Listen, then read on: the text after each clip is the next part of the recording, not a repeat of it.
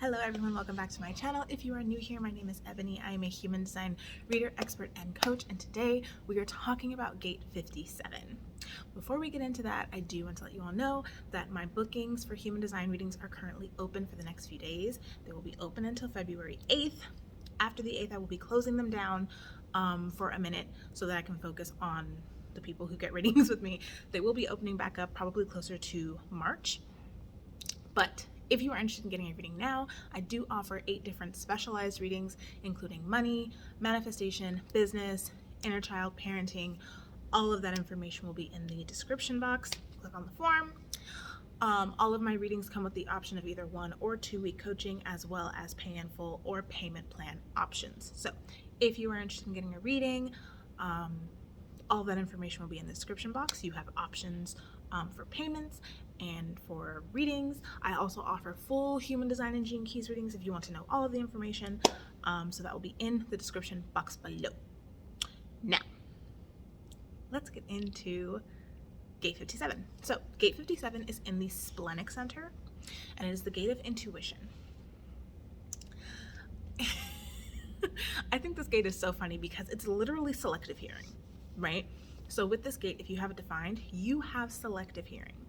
And that is because your spleen, your intuition is literally filtering out the things that you do not need to know. Like, it's listening to what's going on. It's like, we don't need to know that. We don't need to know that. We don't need to, that we need to know. So it's literally filtering out only the things that you need to hear. That is what you're going to hear. That's it, and that's all. So it's selective hearing, but it's your intuition saying, we need to know this, we don't need to know that. That is irrelevant. We don't even need to waste the brain space trying to store that, right? The shadow for this gate is unease. And this shadow comes when there is a distrust. You do not trust yourself. You do not trust your intuition. You do not trust your intuitive nudges, your instincts. There is a distrust in you that is causing you to feel uneasy about your instinctual nudges, your intuitive hits. And it's blocking the wisdom of your splenic center. It's blocking the wisdom of your intuition because you're so caught up in, wait, is this actually this doesn't seem logical. This doesn't seem like it's gonna work. What if I do this and it doesn't? What if I do this and da-da-da? When you're caught up here, you're gonna be second guessing your intuition, and you're gonna be caught in the shadow of unease because you're gonna be second guessing every single little thing.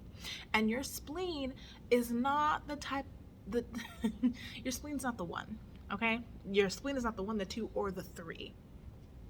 The more and more that you do not honor your instinctual nudges, the quieter that voice is going to get. It's going to get quieter and quieter, quieter and quieter until all of a sudden you can't hear it anymore, right?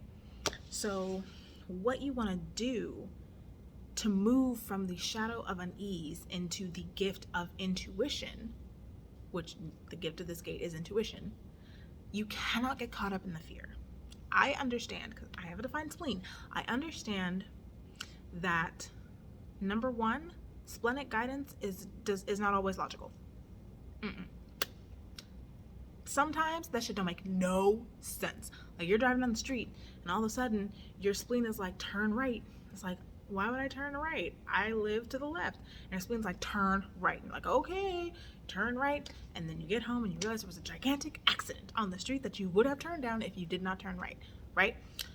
Splenic guidance is not always logical. And number 2, very often it's not very clear. It's more of like a feeling. You can't explain why you know what you know, you just know. It's like, I don't feel right about this. Something about this doesn't feel right. And it's not like, oh, it doesn't feel right because da da da da. It's like, no, I just know I am not supposed to be here right now. So it can be very difficult to kind of trust that because we're so conditioned to have a strong plan, have the 1, 2, 3, have the logic, have the facts, and the spleen doesn't play like that.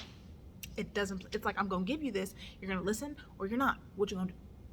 Like, make a decision, right? So moving from the shadow of unease into the gift of intuition requires you to trust. It requires you to fearlessly trust yourself, okay? And when you consistently do that, when you are consistently in the gift of intuition, you move into the city of clarity. And clarity is effortless.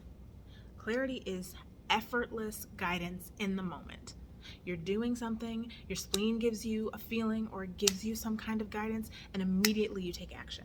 There's no second guessing. There's no, living up in here and like, oh, what is it? No, it's just boom, boom, right? That is an extremely streamlined place to be in terms of your relationship with your intuition and your relationship with yourself.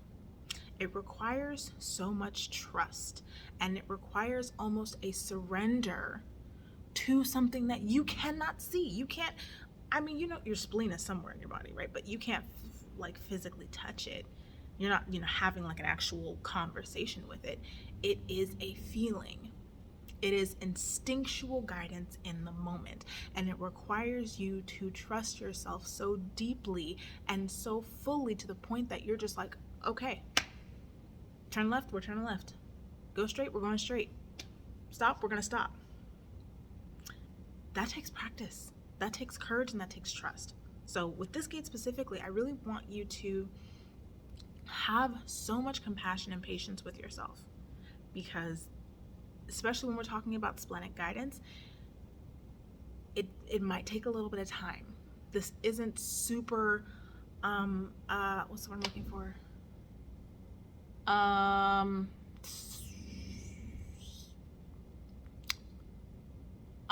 It's not common, I guess, that's not the word I want, but it's not common for us to act in this way. So it's going to take a little bit of patience and practice and compassion. So I hope that makes sense. I hope that was helpful. If you have any questions, please leave them in the comments. If you're interested in getting a reading, all that information will be in the description, and I will see you in the next video.